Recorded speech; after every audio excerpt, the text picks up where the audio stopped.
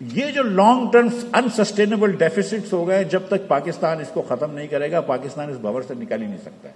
اور میں سوچ ہی نہیں سکتا ہوں کہ آپ اس ٹیکس سٹرکچر کے اندر ڈبل بھی کر لیں ریونیو، 3 گنا بھی ریونیو کر لیں، آپ اس بھنور سے نہیں نکل سکتے. اس لیے پاکستان بہت لمبے مسئلے میں پھنس چکا ہے. اور جب تک پاکستان کے اندر ہم tax to G D P بہت نہیں بڑھائیں گے، کم از کم 15% نہیں کریں گے، اور export to G D P نہیں بڑھائیں گے اور 15% نہیں کریں گے، تو ہم اس مسئلے سے نہیں نکلیں گے.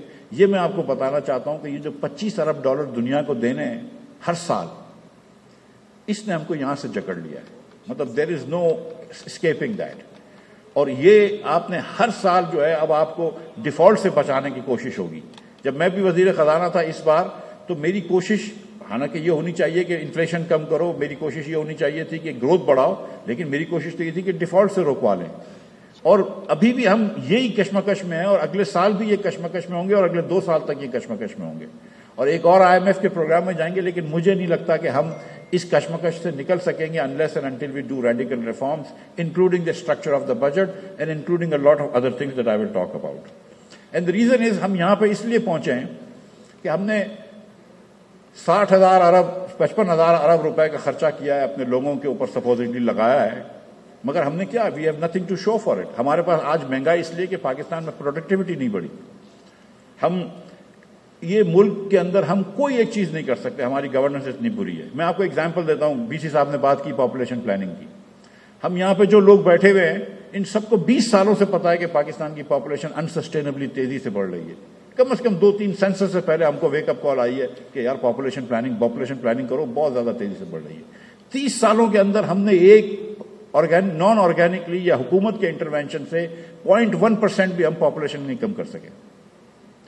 بنگلہ دیش جب ہم سے الگ ہوا تھا تو ان کی پاپولیشن 55% تھی، ہماری 45، ان کی 45 تھی، ہماری 50 تھی. آج وہ 16 کروڑ پہ کھڑے ہیں، ہم 23 کروڑ 44 لاکھ پہ کھڑے ہیں.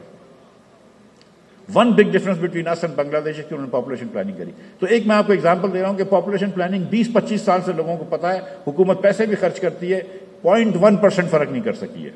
آپ ایگزامپل لے لیں ٹیررزم کا. One reason Pakistan has not been able to export اینی تھنگ، اور کوئی $30 بلین کا ایکسپورٹ اس اکانومی میں کچھ بھی نہیں ہے. ہم یہ ایکسپورٹ کیوں نہیں کر سکتے؟ ہم ایکسپورٹ اس لیے نہیں کر سکتے کہ کوئی آدمی پاکستان میں آنے کے لیے تیار نہیں ہے. آپ چلے جائیے لاہور کی بڑی ہوٹلوں کے اندر، آپ دیکھیں گے کہ کوئی بھی آپ کو فارنر نظر نہیں آئے گا. کین یو امیجن کہ Dhaka airport has a lot more airlines coming, foreign airlines coming than Karachi, Lahore and Islamabad combined. کون سی فورن ایئر لائن ادھر آتی ہے؟ کون سے فورنرز ادھر آتے ہیں؟ کوئی ایکسپورٹر مجھے بتا دے، یہ بیٹھے ہوئے یہاں پہ کھوکر صاحب، کہ کتنی مرتبہ ان کے بائرز آتے ہیں امریکہ سے یا یورپ سے پاکستان آنے کے لیے. وہ کہیں گے دبئی آ جاؤ، وہ کہیں گے بینکاک آ جاؤ، ہم پاکستان نہیں آئیں گے.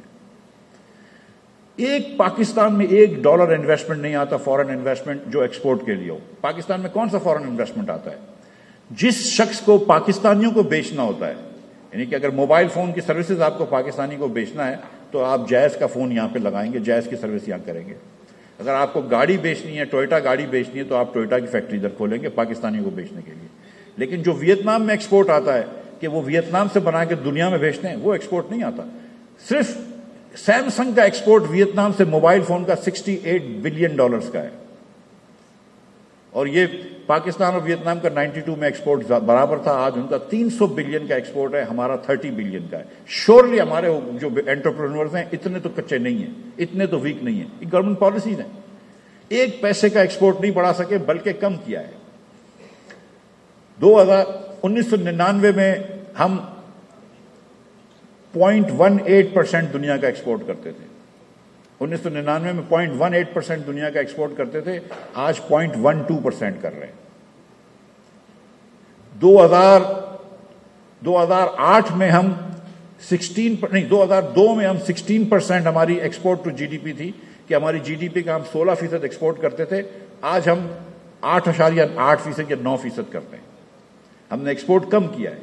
اور حکومت ہر سال آپ کو یہ کہتی ہے، ہر حکومت، یہ وزیر اعظم سابق بیٹھے ہوئے، ہر حکومت یہ کہتی ہے، سب ٹرائی کرتے ہیں کہ ایکسپورٹ بڑھا، ایکسپورٹ ہم کم کرتے ہیں. تو یہ ہماری زیرو ہے. 1 پیسے کا ہم FDI نہیں لا سکتے. جس کو پاکستانی کو نہیں بیچنا ہے، Pakistan is not a choice destination for any country, any company. Think about this کہ کوئی کمپنی جس کو ایکسپورٹ کرنے ہیں جوتے ایڈیڈاس کے یا نائکی کے، کوئی ویتنام چلے جاتا ہے، کوئی کمبوڈیا چلے جاتا ہے، کوئی بنگلہ دیش چلے جاتا ہے، کوئی کہیں چلے جاتا ہے، پاکستان میں کوئی بھی نہیں آتا. پاکستان سے جو ایکسپورٹ ہوتا ہے وہ پاکستانی کرتے ہیں، کوئی فارنر آ کے یہاں پہ انویسٹ نہیں کرتا. بنگلہ دیش میں جا کے دیکھیں گے textile mills are owned by Koreans, garment companies are owned by Koreans and Chinese, not in Pakistan. اس کے بعد ہم بات کرتے ہیں تعلیم کی. 20-30 سال سے تعلیم کا مسئلہ ہے، ہم سب کو پتہ ہے، رائٹ. پاکستان کے اندر ایوریج بچہ حکومت کی اسکول میں پڑھنے والا میتھ میں بھی فیل ہوتا ہے اور سائنس میں بھی فیل ہوتا ہے. He feels both in math and science. Math میں 27 نمبر ہیں اور سائنس میں 31 نمبر ہیں. پاکستان کے اندر 35,000 مدارس ہیں، شاید پتہ نہیں ہے کہ حکومت 10-20 سالوں سے کوشش کر رہی ہے کہ ان کو رجسٹر کرائیں. آپ 12,000 رجسٹر ہوئے ہیں، 35,000 میں سے صرف 12,000 رجسٹر ہوئے ہیں. ہم رجسٹر نہیں کر پا رہے، ہم کو نصاب تو کر ہی نہیں سکیں گے کہ کیا پڑھا رہے ہیں کیا نہیں پڑھا رہے. حکومت کی اسکولیں آپ دیکھ لیجئے. میں نے ایک تجویز دی تھی کہ ایک واؤچرز دے دیں.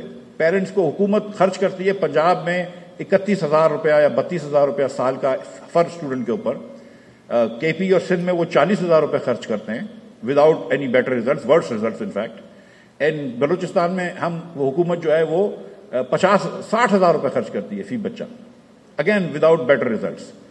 تو میں یہ کہتا ہوں کہ جب بچے کے اوپر آپ 5,000 روپیہ خرچ کر رہے ہیں مہینے کا، اس بچے کے پیرنٹس کو واؤچر دے دیں کہ یار تم کسی پرائیویٹ اسکول میں ڈال دو، اگر تم کو ڈالنا ہے ہم 5,000 روپے تم کو دے دیں گے. اور نہیں تو پبلک اسکول میں پڑھتے رہو، بسم اللہ. اگر پبلک اسکول اچھی ہے تو پبلک گورنمنٹ اسکول میں پڑھاتا رہے گا، اچھی نہیں ہے تو پیرنٹس کو چوائس دے دیں. اس پہ بڑا مجھے پش بیک آیا ہے، اور انگریزی کالمسٹ میں لوگوں نے اب کالم میں لکھا ہے میرے خلاف، جو خود لوگ اچھی اسکولوں میں گئے، میں نام نہیں لیتا ہوں، وہ بڑی مجھے پش بیک کر رہے ہیں کہ یہ کیسے کہہ سکتے ہیں آپ. بھائی حکومت کی ذمہ داری ہے، پیسے دے دو، حکومت تو نہیں پڑھا سکتی ہے. آپ لیٹر آج بھیجتے ہیں تو پوسٹ آفس سے کتنے لوگ لیٹر بھیجتے ہیں اور ٹی سی ایس سے کتنے لوگ لیٹر بھیجتے ہیں، وہ دیکھ لیجئے. تو اگر آپ کو کوئی پوسٹیج اسٹیمپ دے دے حکومت تو بات تو وہی ہے. لیکن حکومت 20-30 سال سے کوشش کر رہی ہے کہ نصاب کا ایجوکیشن کا اسٹینڈرڈ اچھا کرے، حکومت فیل ہو گئی. تو گورننس ایجوکیشن میں بھی فیل ہو گئی آپ کی. ہائر ایجوکیشن کو ہم نے تباہ کر دیا ہے. ہمارے پی ایچ ڈیز پلیجرائزم کے ماسٹر ہیں. ہم نے ایچ ای سی کے اندر سیاست شروع کر دی، لیکن ابھی I want to talk about the problems of the masses and not very few. اس کے بعد پاکستان میں 15-20 سال سے مسئلہ اسٹنٹنگ کا، کہ پاکستان میں 40% بچے اسٹنٹنڈ ہیں اور 17.8% بچے، 7% بچے ویسٹڈ ہیں، 18% بچے. تو تقریباً دونوں ملا کر 58% بچے یا اسٹنٹڈ ہیں، یعنی کہ ان کا، یا ویسٹڈ ہیں. اسٹنٹڈ کا مطلب ہے کہ ان کی ایج کے مطابق ان کی ہائٹ نہیں ہے، یعنی کہ 5 سال اس کو خوراک کم ملی ہے تو اس کی ہائٹ ادھر تک آئی نہیں ہے. اور ویسٹڈ کا مطلب ہے کہ اس کی ہائٹ کے مطابق اس کا وزن نہیں ہے، یعنی کہ پچھلے تو سال میں ملتی تھی لیکن پچھلے سال اس کو خوراک اتنی کم ملی ہے کہ وزن کم ہو گیا ہے. جو بچے اسٹنٹڈ ہوتے ہیں اور ویسٹڈ ہوتے ہیں وہ بچے ہوتے ہیں جو رات کو بھوکے سوتے ہیں. لاکھوں بچے پاکستان میں، کروڑوں بچے پاکستان میں بھوکے سوتے ہیں. ہم ایسا ملک چلا رہے ہیں. یہ ملک کو ہم 75 سال کے بعد بھی بچوں کی بھوک سے آزاد نہیں کر سکے. یہ کون سی افیکٹو گورننس ہے؟ 20 سال سے ہم سب پالیسی میکرز کو پتا ہے کہ پاکستان میں اسٹنٹنگ کا مسئلہ ہے. 20 سال پہلے بھی 40% تھی، آج بھی 40% ہے. ویسٹنگ البتہ بڑھ گئی ہے پاکستان میں. تو حکومت یہاں پہ بھی ناکام ہو گئی. کوئی ہم اسٹنٹنگ میں کمی نہیں کر سکے.